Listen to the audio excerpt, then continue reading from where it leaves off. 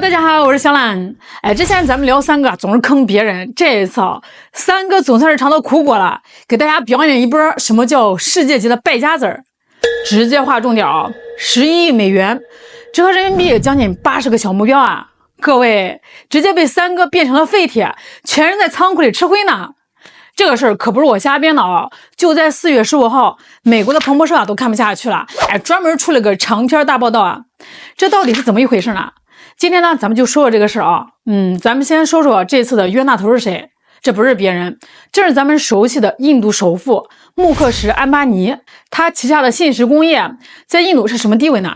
这么说吧啊，印度人从出生到入土吃穿住行全部离不开信实，可以说这家公司就是印度经济的半壁江山。现在全球不是都在搞新能源嘛？这老周一看，莫迪老仙儿整天喊着印度制造，咱们印度怎么能天天靠买别人家的电池过日子啊？电池这玩意儿，那可是未来世界的印钞机啊！谁掌握了电池，谁就能掐住新能源的命脉。于是，安巴尼一拍大腿当即决定干，要搞咱们就搞个全宇宙最牛掰的超级电池工厂。地点呢，就选在莫迪老仙儿的龙兴之地，古吉拉他邦的贾姆纳格尔。这地方号称是印度的广东啊，公路港口那是印度顶配。信实工业财大气粗目标非常的宏伟，一期工程直接上50吉瓦时的产能。各位，这是个什么概念这要是全满负荷运转，足够几百万辆电动车用的了。三哥这个野心那是一上来就要吞天啊！既然要搞最牛的工厂，那肯定得买最顶级的设备啊。那全世界造电池的设备哪家强？出门左拐找东大呀！三哥倒也爽快直接拉着集装箱小跑着过来进货了。11亿美元的真金白银拍在桌子上，牛气冲天给我把你们中国最顶配的整条全自动化流水线，连个螺丝钉都别落下全部给我打包运走。不仅买设备那去年三哥还特意派了几百个高管和工程师乌泱乌泱的跑到中国来蹲点学习。你看这个架势是不是觉得三哥这次要起飞了？是不是觉得下一个世界电池大王非印度莫属了？各位别急好戏呢才刚刚开始。交付的那一天，设备万里迢迢的运到了印度老家，厂房盖的那叫一个气派估计连红地毯都铺上了。婆罗门的大师也过来念过经开过光了。几百号印度工程师穿着笔挺的制服，站在锃光瓦亮的流水线前，摩拳擦掌准备按下那个红色的启动按钮，见证大国崛起的奇迹时刻。3、2、1，启动。结果呢，吧唧，奇迹没发生大型尴尬名场面诞生了。这满眼高科技的铁疙瘩，它不动弹呀，它罢工了。这可是80亿人民币买回来的呀，为啥开不了机？因为机器屏幕上赫然写着请您输入工艺参数包。三个傻眼了，啥是工艺参数包我们不就是买个机器吗？插上电不就能吐出电池吗？看到这儿估计大伙儿都反应过来了，这就是这起世界大笑话的核心所在。信实工业这帮大聪明他们从一开始就没安好心，他们这就叫空手套白狼的终极奥义。安巴尼当初打的算盘那是在心得里都能听见响的。他们心想我大发慈悲花了11亿买你中国的机器，你中方的技术团队是不是得来帮我安装？安装完了是不是得负责调试？调试的时候你是不是得把你们那个什么磷酸铁锂的正极配方输入进去你是不是得手把手的教我的工人怎么徒步怎么滚压？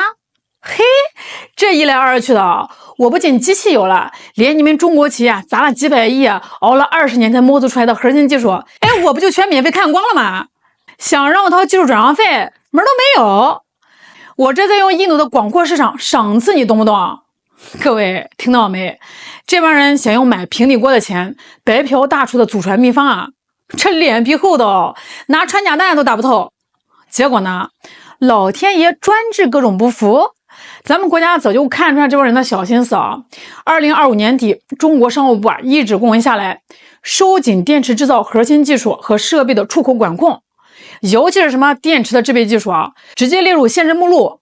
不好意思，锅你可以端走，但是菜谱你想都别想，没有中方的技术授权和参数支持你那个设备就是一堆废铁。信实工业的高管们一看新闻估计当时心脏病都要犯了，没有核心的电化学配方，自己瞎鼓捣。他们内部自己评估了一下得出的结论简直让人笑掉大牙。如果不拿现成的配方，就靠印度人自己摸索出来的电芯那个质量跟鞭炮差不多，良品率低的令人发指成本能上天。最后实在没办法，11亿美元总不能听响吧？新石工业只能捏着鼻子咽下这口恶气，宣布项目降级。咱们不造电芯了，咱把这个机器放在仓库里锁起来吃灰。咱们还是干回老本行，买别人造好的电芯，咱们来拧螺丝组装电池包吧。好家伙，雄心勃勃要登月，折腾半天，原来是去村口修自行车去了。中国这边路是被彻底堵死了，可是80亿的铁疙瘩天天在仓库里长锈，这也不是个事儿这阿玛尼每天看着账单，估计心都在滴血，咋办呢？三哥一转眼珠子，此处不留爷，自有留爷处中国不叫我去拜西方的大哥呀。那日韩不是也在搞电池吗？咱们去花钱请他们出山。于是乎，信实工业的高管们厚着脸皮，满脸堆笑的跑去找了韩国的三星，还有 LG 新能源。哎呀，三星大哥，你看小弟这个产线空着也是空着能不能把你们的技术授权给我们咱们一起发大财你猜猜日韩是怎么回的？我告诉你资本家狠起来那才叫真要命三星冷笑一声，想学技术行先把授权费交了。不过丑话说前面我们的报价是你们之前跟中国谈的价格的2-3倍，而且你想搞最主流最便宜的磷酸铁锂工艺，不好意思那是我们的命根子，不授权，滚蛋。LG 新能源更是一点脸都没给，别整那些虚头巴脑的，想建产线没门儿。你们如果想要电池，直接花钱买我们造好的成品电线就行了，还想让我们派人教你们怎么配材料，怎么调试，你脑子进水了吧？哎呦喂，听到这儿我真是笑不活了三哥还以为全世界都惯着他们呢，日韩这帮人精可是门儿清老子当年为了搞这点技术差点没破产，现在好不容易能在市场上喝口汤，你想让我当活雷锋，把看家本领白送给你，凭什么呀？再说个更扎心的事实就算三哥咬咬牙当了这个大冤种，真掏了3倍的钱买了日韩的技术，他们也玩不转为什么？因为日韩自己的供应链就是个残废，中国的电池产业链那是全宇宙独一份的完整你在中国开厂，缺个正极材料，缺个隔膜，一个电话，江浙沪包邮，明天原料就送到厂门口。设备坏了，微信上喊一声，工程师下午就提着工具箱来修了。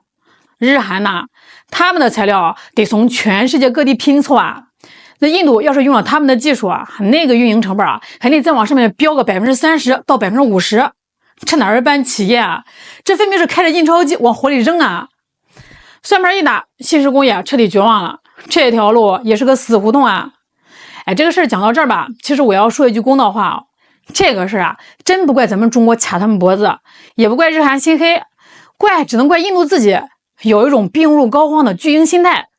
他们总以为买来了最高端的设备，按一下开关，工业化就能从天而降。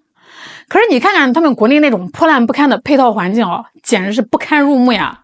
你要造电池，你得有懂技术的人吧？你知道2025年全印度拿到资格认证的电池工程师有多少吗？不到2000人呀，兄弟们，不到2000人呀！咱们国内随便一个3线城市的电池厂，连保安带保洁加起来都比这人多。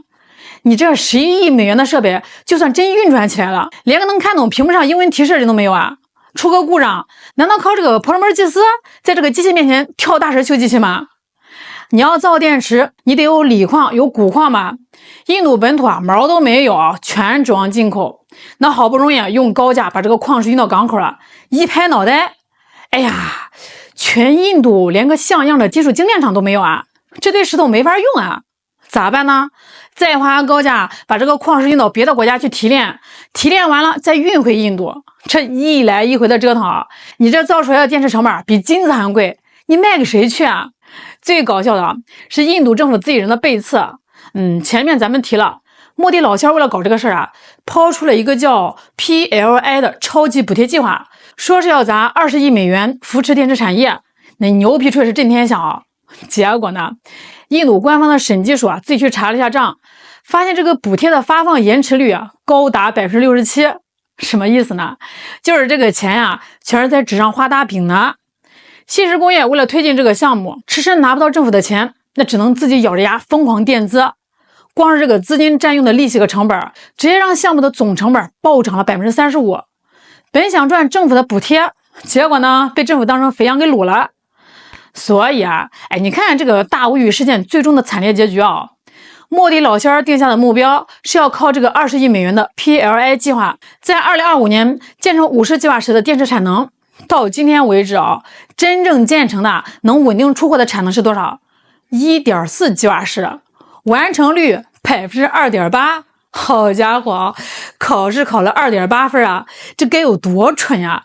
连韩国的现代汽车集团这种既不差钱也不差技术的跨国巨头，本来拿到印度的项目配额，跑过去实地考察了一圈之后，直接吓得连夜买站票跑路了呀！这根本就不是造电池，这就是个天坑啊！2010年，咱们如果看那些西方媒体啊，所有人都在疯狂的吹捧印度，下一个中国，人口红利不可估量。那个时候，印度制造业占 GDP 的比重是 17%。到了今天啊，这个数字不仅没涨，反而跌到了 13%。大家敢信吗？越南的制造业比重啊，已经干到了 25% 了。连一穷二白的孟加拉国，靠着踩缝纫机做衣服，都一度摸到了 20% 的门槛啊。印度呢？那口号上喊的是全宇宙第一项，数据呢却天天在开倒车。归根结底啊，就是因为印度人骨子里对洁净的路径依赖太深了。当年仿制药的成功，彻底摧毁了他们对重工业和技术科研的敬畏之心。中国熬了几十年，日本熬了几十年，韩国人也熬了几十年。你印度人凭什么觉得自己是个例外啊？随便花点钱啊，就能跨过别人20-30年的苦难，直接走上领奖台上拿金牌？当今这个时代，技术壁垒就是大国的命根子，没有谁会为了你那点所谓的市场，乖乖交出自己的底牌。现在啊，去看看古吉拉特邦那间宏伟的厂房吧，那批价值80亿人民币的顶级中国设备，就那么静静的停在那里，慢慢的被灰尘覆盖，慢慢生锈。这不仅是信实工业的笑话，这就是一座活生生的纪念碑啊！